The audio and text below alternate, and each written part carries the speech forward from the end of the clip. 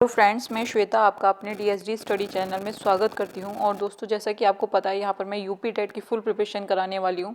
उसी के चलते मैं दोस्तों यहाँ पर आपके लिए हिंदी का सेकंड सेट लेकर आई हूँ। पहले जो मैंने वीडियो बनाई थी उसमें मैंने आपको वर्णमाला पूरा कंप्लीट क्लियर करा दिया था। उसी के चलते अब मैं हिंदी का दूसरा सेट लेकर आई हूँ। तो इसको दोस्तों पूरी वीडियो लास्ट तक ध्यान से देखनी है आपको। और उसके साथ साथ एक और बात, प्लीज़ मेरी वीडियो को शेयर कर दिया करिए आगे के लिए, और प्लीज़ मेरे चैनल को सब्सक्राइब करना ना भूलें। ठीक है दोस्तों, तो मैं अपनी वीडियो शुरू करती हूँ। पहला प्रश्न है, विद्यालय शब्द में है। विद्यालय शब्द में आपको बताना है, इसके ऑप्शन है स्वर संधि और व्यंजन संधि, विसर्ग संधि, इनमें से कोई नहीं। तो दोस्तों इसमें आपका जो संधि आएगी वो है आपका राइट आंसर है आपका इसमें ए। विद्यालय शब्द में आपकी स्वर संधि है। और विद्यालय की इसकी पहचान कैसी होती है, क्योंकि विद्या प्लस आलय, और ये आपकी इसमें दीर्घ संधि आ जाती है, इसलिए दीर्घ संधि जो है आपके स्वर संधि में है, इसलिए आपका क्या राइट आंसर क्या हो गया, ए। दोस्तों स्वर संधि यहाँ पर आपकी 5 प्रकार की होती हैं। कौन कौन सी, एक बार आप सुन लीजिएगा। दीर्घ संधि, गुण संधि, वृद्धि संधि, यण, अयादि, ये 5 संधि स्वर संधि में आती हैं। और स्वर संधि में इसमें पहचान भी आप ध्यान रख सकते हैं। दीर्घ में क्या होता है, बड़ा आ की मात्रा, बड़ी ई की मात्रा और बड़े ऊ की मात्रा, ये शब्द आपके दीर्घ संधि के कहलाते हैं। ठीक है दोस्तों। और गुण में क्या होता है, ए की मात्रा और ओ की मात्रा के जो शब्द होते हैं वो गुण संधि के अंतर्गत आते हैं। और वृद्धि संधि में आई की मात्रा और औ की मात्रा के शब्द जो है आपके वृद्धि संधि में आते हैं। और यण संधि में आपके इस तरह के शब्द आ जाते हैं, अत्यंत, जैसे अति प्लस अंत। ठीक है। और अयादि संधि में आपके इस तरीके के शब्द आते हैं, या और व वाले शब्द, जैसे पवन, पावक, ठीक है, नयन, ये शब्द आपके अयादि संधि में आते हैं। और जब मैं संधि का टॉपिक आपका क्लियर करूंगी दोस्तों, बाकी चीज़ आपकी उस टाइम पर क्लियर हो जाएंगी। ठीक है दोस्तों, अगले प्रश्न की ओर चलते हैं। पवन शब्द का संधि विच्छेद होगा। देखो दोस्तों, ये मैंने अभी आपको बताया था, ये जो आपका अयादि संधि का मैंने आपको बताया था। अयादि संधि में व या वाले शब्द आते हैं। अब देखते हैं इसका। तो पवन शब्द का आपका दोस्तों इसका राइट आंसर हो जाएगा, पवन शब्द का जो संधि विच्छेद होगा वो राइट आंसर हो जाएगा सी, पो प्लस अन, ये आपका क्या बनेगा, पवन। ठीक है दोस्तों, यहाँ पर जो ओ की मात्रा होती है, ओ की मात्रा से व बनता है। और अगर ए होता ने, जैसे नयन का क्या होगा, ने प्लस यन, तो ए की मात्रा से य शब्द बनता है। अयादि संधि में ए की मात्रा होगी तो य बनेगा, और ओ की मात्रा होगी तो व बनेगा। ठीक है।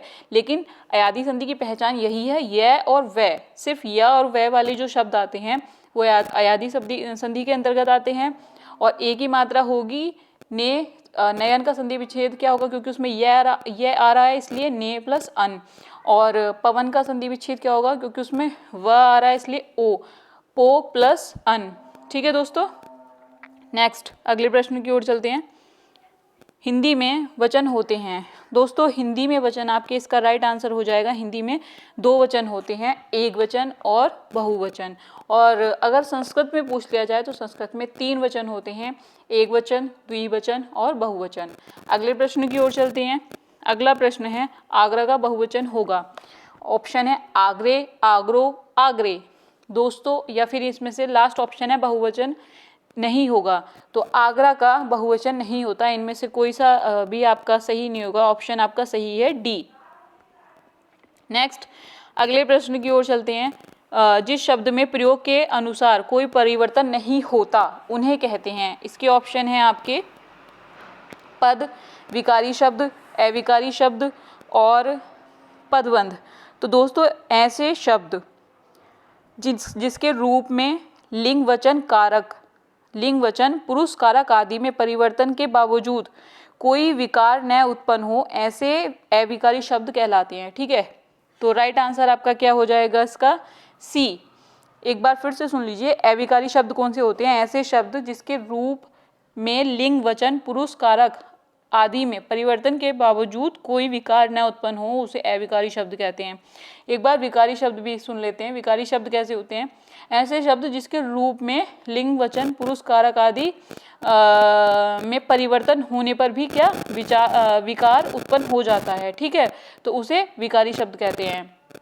नेक्स्ट, पद की भी डेफिनेशन दोस्तों यहाँ पर समझ लेते हैं एक बार। पद क्या होते हैं? जब कोई शब्द किसी वाक्य में प्रो दिया जाता है तो उसे क्या कहते हैं? पद कहते हैं। ठीक है, या जब कोई शब्द पिरोने का क्या मतलब है? मिला दिया जाता है। और पदबंध की डेफिनेशन क्या है? पदबंध किसे कहते हैं? वाक्य के उस भाग को जिसमें एक से अधिक पद परस्पर संबंध होकर अर्थ तो देते हैं लेकिन उनका जो है मतलब एक पूरा अर्थ नहीं दे पाते, तो वो पदबंध या वाक्यांश कहलाते हैं। ठीक है दोस्तों, पूरा अर्थ ना दें तो क्या कहलाएंगे? पदबंध या वाक्यांश। अगले प्रश्न की ओर चलते हैं। शब्द के सही रूप का चयन कीजिए। ऑप्शन है इसमें तृष्णा। तृष्णा आपको शुद्ध वर्तनी वाला, दोस्तों यहाँ से एक क्वेश्चन आपको एग्जाम में देखने के लिए 101% मिलने वाला है कि शुद्ध वर्तनी वाला शब्द आता है आपका, तो इसका राइट आंसर हो जाएगा दोस्तों तृष्णा। शुद्ध वर्तनी वाला शब्द है आपका तृष्णा। अगले प्रश्न की ओर चलते हैं। संस्कृत के वे शब्द जो हिंदी में बिना किसी परिवर्तन के प्रयुक्त होते हैं कहलाते हैं। ऑप्शन है इसके संस्कृत, तद्भव, तत्सम, देशज। तो दोस्तों ऐसे शब्द जो हिंदी में बिना किसी परिवर्तन के प्रयुक्त होते हैं वो ऐसे शब्द कहलाते हैं आपके तत्सम। जो संस्कृत के शब्द एज इट इज संस्कृत की ही भाषा में यूज़ किए जाते हैं बट वो हिंदी में यूज़ किए जाते हैं, जैसे जिसमें कोई परिवर्तन ना हो, तो वो शब्द तत्सम शब्द कहलाते हैं। जैसे आम्र, ठीक है, ये आम्र जो है आपका संस्कृत का शब्द है। नेक्स्ट, जब किसी समास में दोनों शब्द प्रधान हों तो उसे कहते हैं द्वंद्व समास, द्विगु समास, प्रधान समास, तत्पुरुष समास। तो इसका राइट आंसर हो जाएगा दोस्तों ऑप्शन ए। द्वंद्व समास में क्या होता है? इसके दोनों शब्द प्रधान होते हैं तो ये द्वंद्व समास कहलाता है। नेक्स्ट, द्विगु समास का भी थोड़ा समझ लेते हैं। द्विगु समास क्या होता है? जिस समास का प्रथम पद क्या होता है? संज्ञावाचक होता है और दूसरा पद कैसा होता है? इसका अंतिम पद संज्ञा हो तो उसे द्विगु समास कहते हैं। ठीक है दोस्तों। नेक्स्ट, तत्पुरुष समास। तत्पुरुष समास में क्या होता है? जिस समास का अंतिम पद प्रधान होता है उसे क्या कहते हैं? तत्पुरुष समास कहते हैं। ठीक है। नेक्स्ट, अगले प्रश्न की ओर चलते हैं। शुद्ध शब्द है, इसका राइट आंसर हो जाएगा दोस्तों आपका शुद्ध शब्द वाला उज्ज्वल। डी ऑप्शन आपका बिल्कुल सही होगा। ध्यान रखना है दोस्तों, उज्ज्वल में जो है दोनों जय आपके कैसे बनते हैं? आधे आधे बनते हैं, तो इसको ध्यान रखना है। नेक्स्ट, अगले प्रश्न की ओर चलते हैं। अनुरक्त का विलोम शब्द होगा। अनुरक्त का दोस्तों विलोम शब्द होता है विरक्त। ऑप्शन बी बिल्कुल सही हो जाएगा। नेक्स्ट, अगले प्रश्न की ओर चलते हैं। निम्न में से किस समूह में सभी शब्द तत्सम हैं? ऑप्शन है आपके शर्करा, पवन, ज्येष्ठ, अग्नि। बी ऑप्शन है काष्ठ, घृत, घोड़ा, कारीगर। सी ऑप्शन है ओष्ठ, किताब, नानी, चाकू। डी ऑप्शन है निष्ठुर, चम्मच, हाथी, कार्य। तो राइट आंसर हो जाएगा दोस्तों इसका ए ऑप्शन, शर्करा, पवन, ज्येष्ठ, अग्नि। ये सारे शब्द दोस्तों आपके संस्कृत वाले शब्द हैं और सारे ये तत्सम के अंदर आ जाते हैं ये शब्द, शर्करा, पवन, ज्येष्ठ, अग्नि। ठीक है दोस्तों। अगले प्रश्न की ओर चलते हैं। किस शब्द में कु उपसर्ग नहीं है? तो इसका राइट आंसर हो जाएगा आपका बी, कुशल। कुशल में दोस्तों आपका कु उपसर्ग का प्रयोग नहीं हुआ है। ठीक है, जबकि कुरूप, कुकर्म, कुचाल इन सब में कु उपसर्ग का प्रयोग हुआ है। अगले प्रश्न की ओर चलते हैं। इन प्रत्यय का प्रयोग किस शब्द में हुआ है? पुजारिन, कठिन, चिन्ह, मीन। तो राइट आंसर है दोस्तों ए। इन जो प्रत्यय कौन से होते हैं? प्रत्यय वो होते हैं जो शब्द के अंत में लगते हैं और उपसर्ग वो होते हैं जो शब्द के शुरू में जुड़ जाते हैं। ठीक है दोस्तों। तो यहाँ पर आपका जो है पुजारिन शब्द में इन प्रत्यय का प्रयोग हुआ है। ठीक है दोस्तों। और इन प्रत्यय के मैं आपको कुछ और शब्द बता देती हूँ, जैसे चमारिन, नागिन, नातिन, पड़ोसिन, वियोगिन, मालकिन आदि। इन सभी शब्दों में क्या आपका इन प्रत्यय प्रयोग हुआ है। अगले प्रश्न की ओर चलते हैं। ये प्रश्न आपका रिपीट हो गया है। जिसमें पहला पद संख्यावाचक हो और जो किसी समूह विशेष का बोध कराए उसे कहते हैं। ऑप्शन है कर्मधारय समास, द्वंद्व समास, अव्ययी समास, द्विगु समास। तो इसका आपका दोस्तों राइट आंसर हो जाएगा आपका द्विगु समास।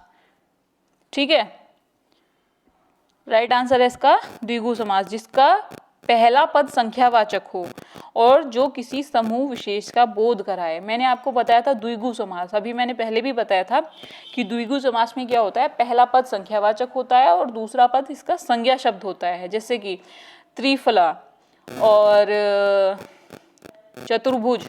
ठीक है दोस्तों, तो ये सारे इस तरीके के शब्द जो होते हैं आपके द्विगु समास के उदाहरण हैं। और अगले प्रश्न की ओर चलते हैं। द्वंद्व समास, इनमें से द्वंद्व समास है, ऑप्शन है लंबोदर, अंधकूप, नरनारी, शरणागत। तो द्वंद्व समास दोस्तों, द्वंद्व समास का इसमें राइट आंसर हो जाएगा आपका नर नारी। ठीक है दोस्तों, नर नारी आपका द्वंद्व समास का उदाहरण है। ठीक है दोस्तों, नर नारी। इसमें कुछ इसी तरीके के शब्द आते हैं। योजक द्वंद्व समास में सबसे बड़ी पहचान है दोस्तों, योजक चिन्हों का प्रयोग किया जाता है, जैसे कि ये आपको दिखाई दे रहा है योजक चिन्ह, इसमें क्या नर नारी और इसमें माता पिता, इस तरीके के शब्द इसमें आ जाते हैं। ठीक है, जैसे देश और विदेश, और शब्द का भी यूज होता है दोस्तों इसमें, राधा और कृष्ण। ठीक है, अगले प्रश्न की ओर चलते हैं। नगर में रहने वाले को कहा जाता है शहरी, नागर, नर नागरी, शरणागत। तो इसका राइट आंसर हो जाएगा दोस्तों नर नागरी। जो नगर में रहने वाले को क्या कह दिया जाता है, नर नागरी। अगले प्रश्न की ओर चलते हैं। जातिवाचक संज्ञा नहीं है शैशव, लोहा, लकड़ी, पुस्तक। तो इसका राइट आंसर हो जाएगा दोस्तों आपका ए, शैशव। शैशव आपका जातिवाचक संज्ञा नहीं है, जबकि लोहा, लकड़ी, पुस्तक सब आपके जातिवाचक संज्ञा है। नेक्स्ट है, अगले प्रश्न की ओर चलते हैं दोस्तों। निम्न में से किस वाक्य में संप्रदान कारक है? ऑप्शन है मेरा घर स्टेशन से बहुत दूर है, राम घर पर सो रहा है, और नेक्स्ट है राजा ने निर्धनों को कंबल दिए, और निसार खेलता है। तो दोस्तों संप्रदान कारक की पहचान क्या है? इसमें को, के लिए, दो शब्दों का यूज होता है। तो अब आप इसमें पहचान कर सकते हैं दोस्तों, को और के लिए, जो कि इस वाक्य में आपको दिखाई दे रहा होगा, राजा ने निर्धनों को कंबल दिए। तो सी ऑप्शन आपका बिल्कुल सही हो जाएगा। संप्रदान कारक का उदाहरण क्या हो जाएगा? राजा ने निर्धनों को कंबल दिए। अगले प्रश्न की ओर चलते हैं दोस्तों। वह स्वतः ही जान जाएगा में वह सर्वनाम है। ऑप्शन है इसके पुरुषवाचक सर्वनाम, निजवाचक सर्वनाम, संबंधवाचक सर्वनाम, निश्चयवाचक सर्वनाम, अनिश्चयवाचक सर्वनाम। दोस्तों वह जो है आपका ये पुरुषवाचक सर्वनाम में आता है, जबकि निजवाचक सर्वनाम जो होता है इसमें अपने बारे में जो वाक्य में कुछ बात कही गई होती है वहाँ पर निजवाचक सर्वनाम होता है। संबंधवाचक में संबंध का पता चलता है, और अनिश्चयवाचक सर्वनाम में इस तरह के शब्द यूज होते हैं कोई, ठीक है, जिससे हमें किसी चीज़ की निश्चित ही ना पता चले कि वो क्या चीज़, कोई प्रॉपर बात निकल करना है। ठीक है, अनिश्चित वहाँ पर अनिश्चित होता है। ठीक है, नेक्स्ट, संयुक्त क्रिया का उदाहरण कौन सा वाक्य है? रस्सी जल गई, सीमा पढ़ रही है, तुम प्रतिदिन पढ़ने आया करो, बच्चा सोता है। तो संयुक्त क्रिया का दोस्तों यहाँ पर जो राइट आंसर हो जाएगा सी, तुम प्रतिदिन पढ़ने आया करो। ठीक है, यहाँ पर जो है पढ़ने आया करो, यहाँ पर संयुक्त क्रिया क्या हो गई? पढ़ने आया करो। ठीक है, यहाँ पर मतलब पढ़ने की भी बात हो रही है, आने की भी बात हो रही है, तो ये कौन सी संयुक्त क्रिया हो गई? नेक्स्ट, सरल या साधारण वाक्य किसे कहते हैं? जो छोटा हो, जिसका अर्थ सरलता से समझ में आ जाए, जिसमें एक कर्ता और अनेक क्रियाएं हों, जिसमें एक उद्देश्य, एक विधेय और एक ही क्रिया हो। तो दोस्तों इसका राइट आंसर हो जाएगा आपका डी, जिसमें एक उद्देश्य, एक विधेय और एक ही क्रिया हो। अगले प्रश्न की ओर चलते हैं। मोहन बाजार जा रहा है इस वाक्य में उद्देश्य है। तो दोस्तों मोहन बाजार जा रहा है वाक्य में जो है आपका मोहन क्या है? कर्ता है या उद्देश्य है। ठीक है, तो राइट आंसर हो जाएगा दोस्तों इसका आपका मोहन। मोहन जो है जो कर्ता होता है वही, मतलब इसमें मोहन आपका क्या है, कर्ता है। तो राइट आंसर आपका क्या हो गया इसमें, ए, मोहन ही इस वाक्य में उद्देश्य है। अगले प्रश्न की ओर चलते हैं। निम्न में से मिश्रित वाक्य है, वर्षा हो रही है, मैं पढ़ता हूँ और वह खेलता है। सी ऑप्शन है सुधीर पढ़ता है। डी ऑप्शन है मैंने सुना कि नानी पास हो गई है, सॉरी मैंने सुना कि नीना पास हो गई है। तो राइट आंसर हो जाएगा इसमें दोस्तों आपका जो है मिश्रित वाक्य बताना है। अब आप मिश्रित वाक्य के ऑप्शन आपका सही हो जाएगा दोस्तों इसमें, मैंने सुना है कि नीना पास हो गई है।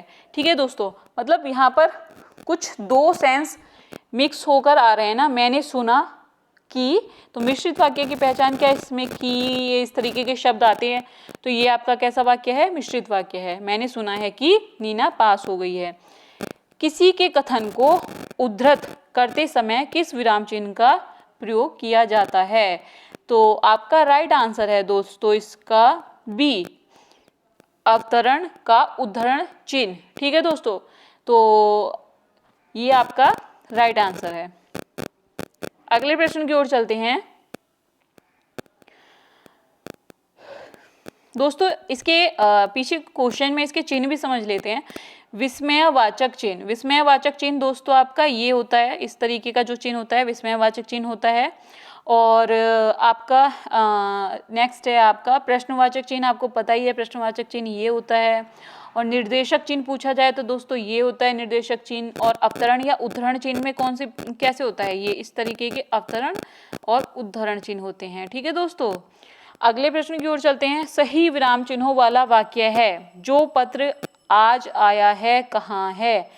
इसमें कोमा जो पत्र, अब इसमें राइट आंसर हो जाएगा दोस्तों। आप भी इसमें अपने आप से भी इसमें आइडिया लगा सकते हैं कि कौन सा सही होगा। जो पत्र आज आया है, ऑप्शन है आपका इसमें ए, जो पत्र आज आया है कहाँ है, ये वाक्य आपका बिल्कुल सही है।